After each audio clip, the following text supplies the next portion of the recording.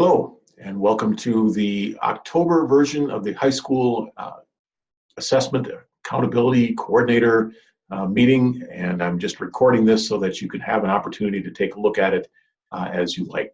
What we're going to do is we're going to jump into the PowerPoint and go through that as we did exactly the same as we did on with the meeting on the 16th of October, earlier this particular week. So let's take a look at this and follow through, and I'll address some of the same issues. And if you have questions, you can certainly email or call me. So the purpose of us getting together, I just wanted to welcome everyone and make sure that you understand that we need to work with each other, because that's the best way of getting things done effectively and efficiently. Today's conversation is going to mostly dwell around the access assessment for English learners. We have updates for this year.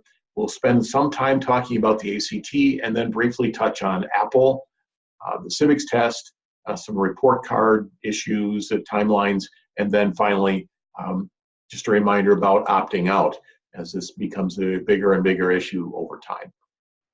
So let's start by taking a look at the access for English learners. Change for this year is that the WETA website has changed. You will need this if you are going to have anyone who is involved in the professional development component becoming certified in WETA Access. So the new web address is at the bottom of this page. You'll see it, weta.wisc.edu.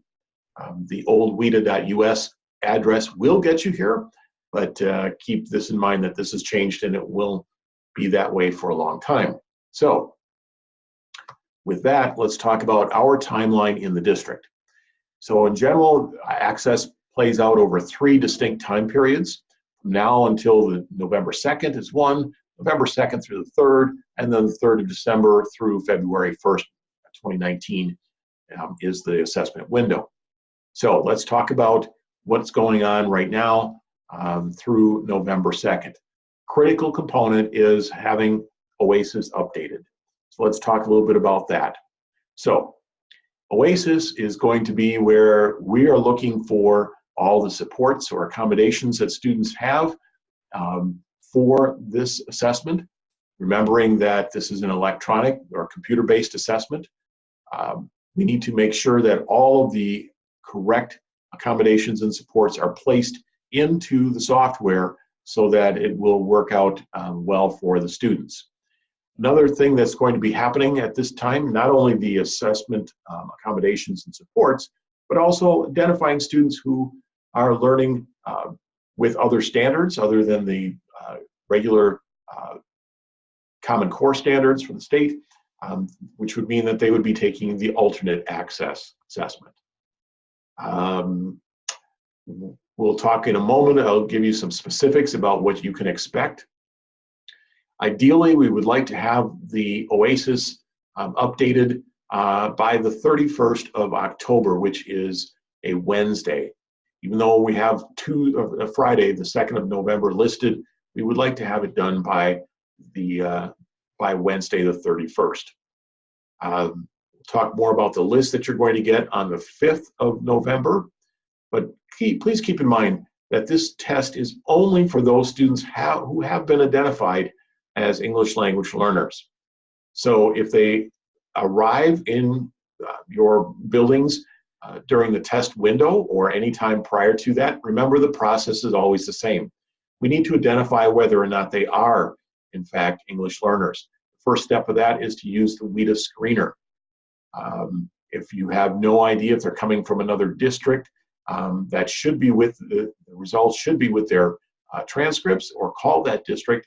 You need to ensure that we are actually working with an English learner, not just someone who has said, yes, I listen to Spanish music. That doesn't make them an English learner.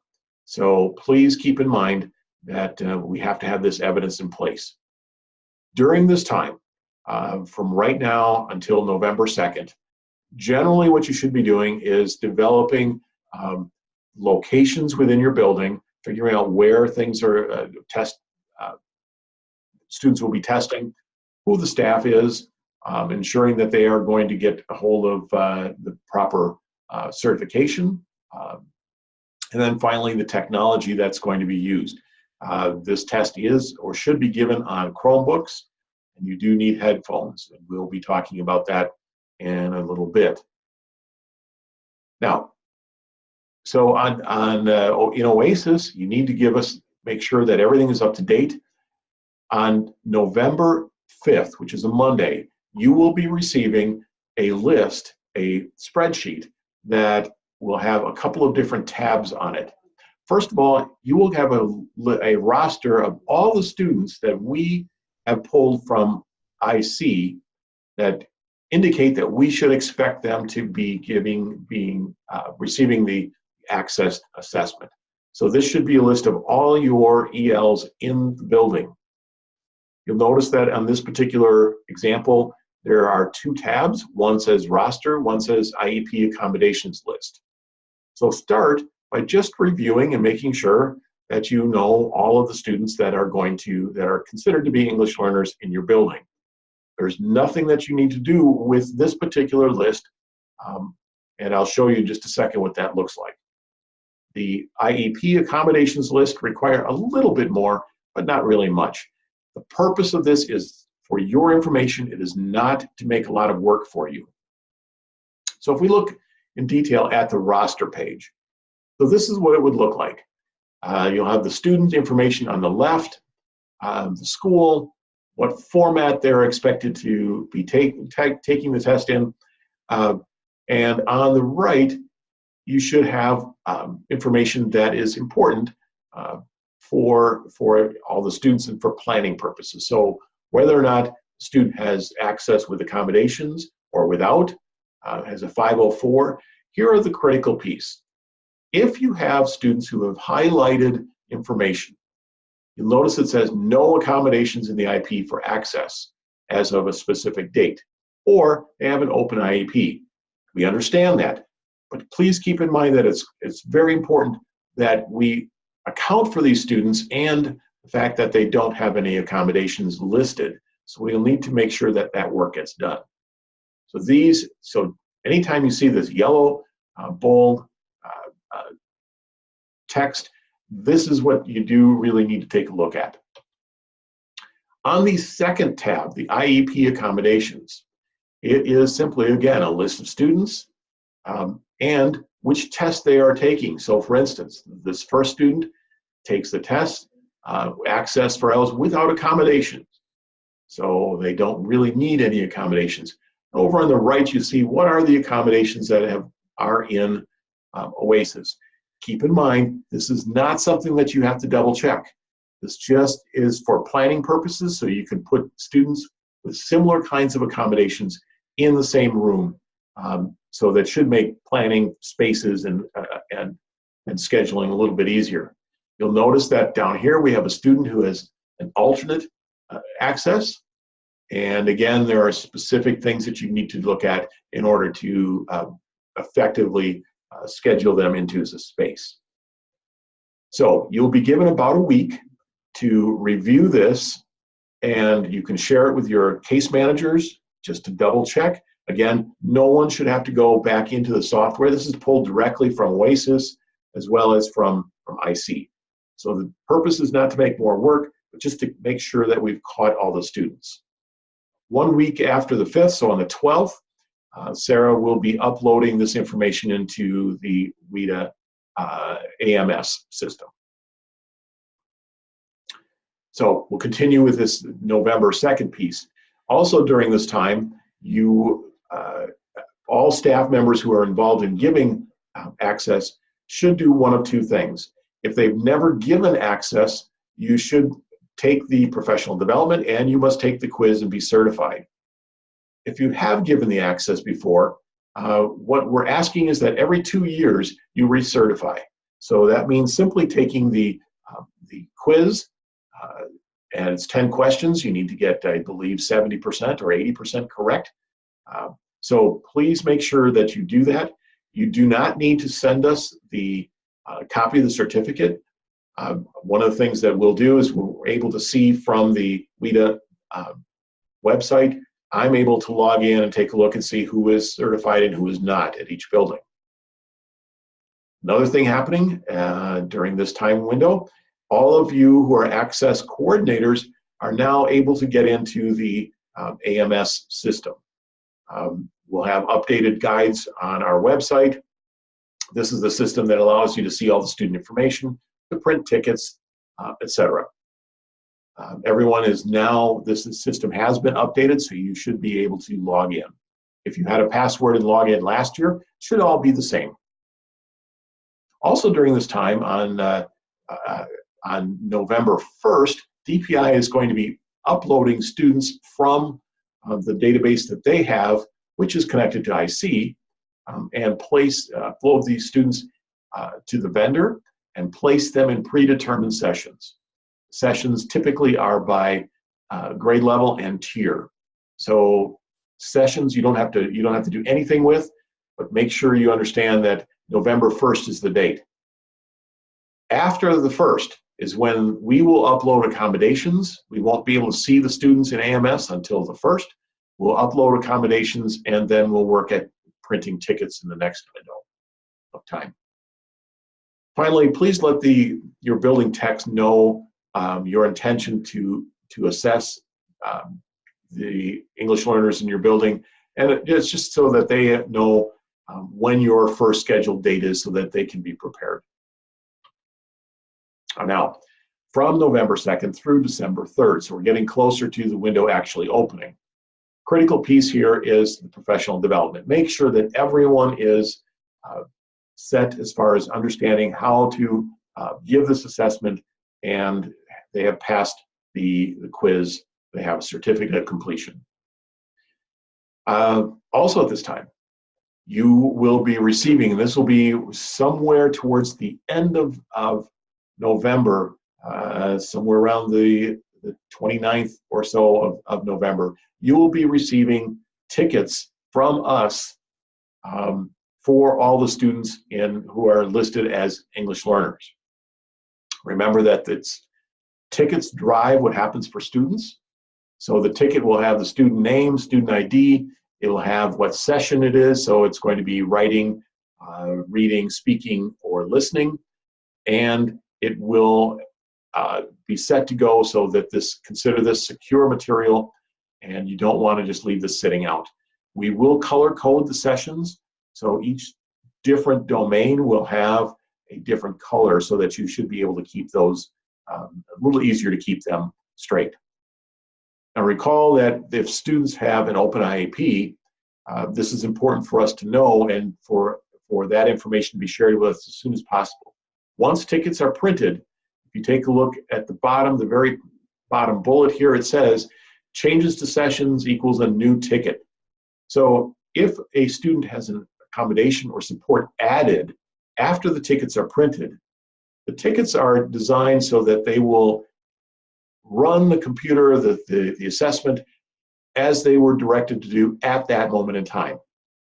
However, if we've changed it, it won't have that updated. So we will need to get rid of the old ticket, print the new ticket, and you will be asked to do that. We will print and send you all the tickets for the vast majority, but when it comes down to these small changes, it's much more efficient if you were to print those tickets. If you don't know how to print tickets, there is a how to print tickets document on the website for access.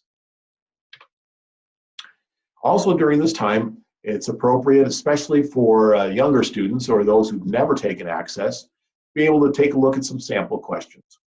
These we'll take a look at exactly where to find that in just a moment, but it is important that everyone at least know what to expect.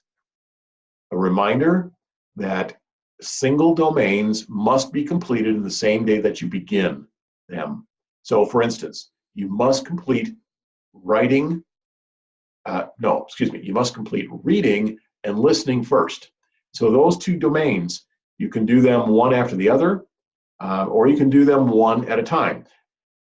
But when you start one, you need to finish one. That doesn't negate the fact that you could start in the morning, take a break for lunch, come back a little bit later, but you do need to finish during that day. Another reminder is that you will need headsets. So not only the headphones, but also the speaking component, the microphone that are needed for the speaking component. Every school has some.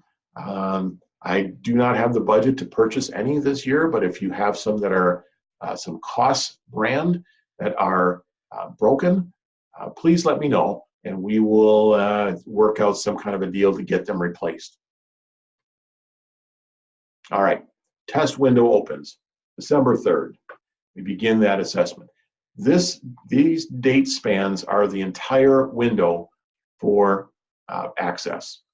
This is the state window. So the earliest possible date, the latest possible date, are no extensions. Please remember that you must finish the listening and reading portions first. It does not matter which order you go in. You will need a ticket for each of the sessions, and about an hour or less after you've completed both of these sessions, these domains, you will be getting a report or able to continue with the other two domains if you are going to be testing in a shorter period of time. Regardless, after the first two, the second two domains are set up, ready to go. So let's take a look at what those look like over the right-hand side. Writing and speaking levels are determined based on where the student was at in the first two. Keep in mind that it is very important that you have small groups for speaking. This could be 6, 8 is kind of pushing it. I've heard a couple different stories about ways to successfully do this, including if you don't have headsets or have headsets with the microphones, you can record on the microphone that is built into Chromebooks. Given that, please understand that the more speaking that you have that goes on in a room at any one time, the more difficult it is for the scores to hear. So I would suggest that if you use just the Chromebook, that it's a one-on-one situation. For the speaking, you can mix the different tiers, tier A and tier B, C. Doesn't matter. They'll get different prompts, they'll be responding, but you can mix those particular groups of students. However, for writing, you may not mix A and B, C, and we'll talk about the rationale for that in just a few minutes. Again, headphones for all the parts are really best practice, but then the headsets with the microphones are absolutely needed for the speaking component. Here are the times that approximately it takes to do each of the domains for access. Note the writing portion at the bottom, and this is why you cannot mix those two. So we don't want students in tier A and tier B, C together, because if A finishes, what are they going to do other than just potentially disrupt students in B, C? So please keep those writing domains separate. And here we have the updated, and actually it's the same as last year, but we've double checked on it. This is the link to the WETA practice test website. And what you will do is you will end up in a place that looks like this. You want students to go to the practice test under Access for ELLs 2.0. At the bottom is also a series of videos. If you go to test demo, it will be a link to videos that will show students and staff what, potentially parents as well, what the WETA Access for ELLs looks like, how it's approached. This is very similar to the screen that the students will have when they take the actual assessment. You'll have an additional white piece of text below each one of these items. Okay, so if you have questions about WETA Access, please let me know, and via email or phone or text, and I will get back to you as quickly as I can. All right, moving on, shifting gears, talking about the ACT and WorkKeys. Please keep in mind that the test date for ACT WorkKeys and the juniors only day is Wednesday, February 20th. That is a shift, that's a change from years past in which the ACT was given on a Tuesday. So the ACT is Wednesday, February 20th. The accommodations window, if you give the test on that February 20th date, is the 20th through March 6th. So there's definitely a nice big window for students with accommodations during that time. The makeup date, if we should need it, for students who missed the first window, or in case there's some kind of a weather emergency on the 20th of February, makeup date is March 12th. I believe that is a Tuesday. Also, the accommodations window for makeups is much shorter. Please notice that it goes from the 12th through the 18th. Finally, the emergency test date, we hope not to have to use that. It does require DPI approval. We cannot just say we're going to catch kids up then because it's better for us. It also turns out to be the week right after our Madison's spring break. So it is a very difficult time, but keep in mind that that is a possible date. On the right-hand side, you see information about WorkKeys. We have, as a district, separated the WorkKeys from the ACT, so they are not back-to-back. This allows students to kind of recoup or recover from the pretty intense ACT testing on the 20th of February. You may wish to do the accommodations during that period. It is a longer period of time, but in general, I would say that the test itself, as the experience we've had, is that the shorter accommodations window, as you see for the March 13th administration, is plenty of time to ensure that all students have a fair chance. You can, however, provide accommodations in that first window as well. And again, the emergency date for the state is April 3rd for WorkKeys. Again, this year, things, just to remind you, in the past we've been able to have what are called non-college reportable tests. It means if we did not get accommodations approved by ACT, that we could still give the test, but not in a way that would allow it to be college reportable. That option is gone. We can no longer do that. We do have supports now in place. Last year was the first time. We learned a lot about that. We have a support and accommodations for English learners. So a couple pieces on that. Just like students with an IEP or a 504, you do need to have accommodations or supports approved by ACT. You cannot just test a student with supports because they're an English learner and just go ahead and test them.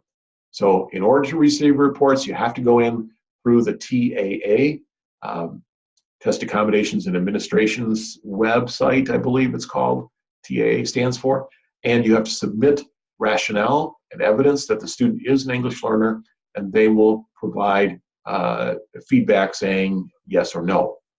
The kinds of supports that are typically given to English learners are extended time, so timing code 6, so usually time and a half.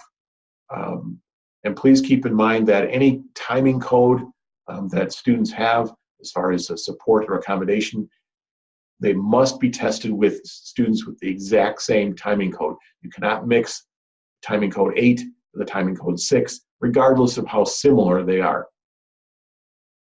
Other options for support for ELLs are the use of approved word-to-word dictionaries. I will provide those because there's some very specific requirements about them. No stray marks, no highlighting. They have to be word for word.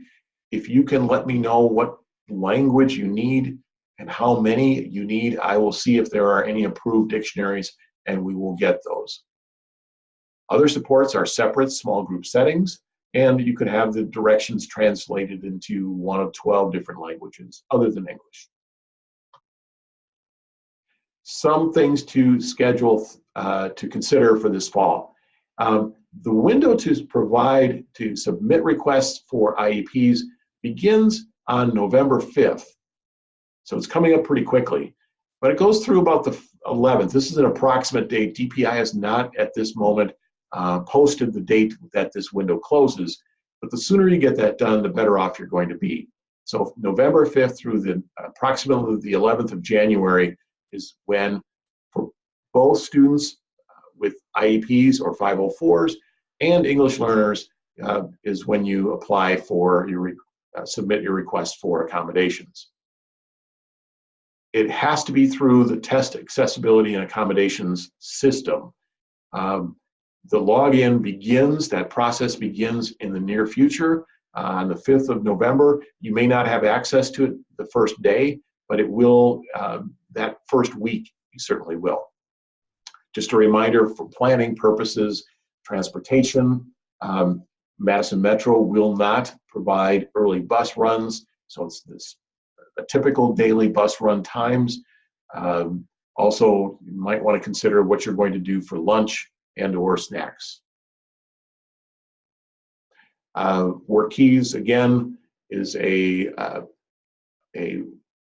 nothing really has changed since last year. The subtests are listed here. There are 3.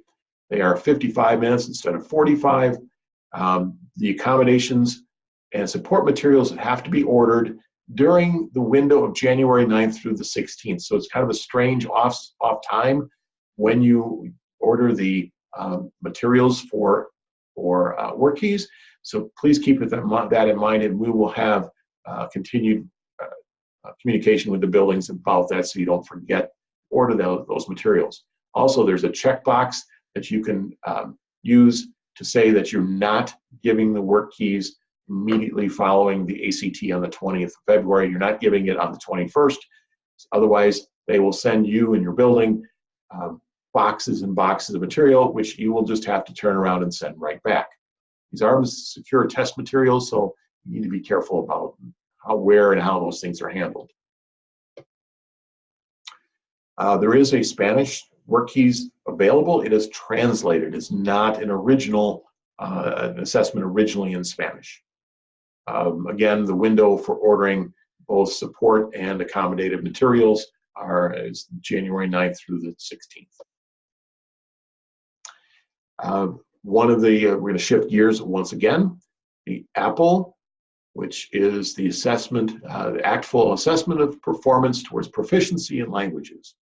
It is part of the sealed by literacy process, and it's currently in use for students in DLI.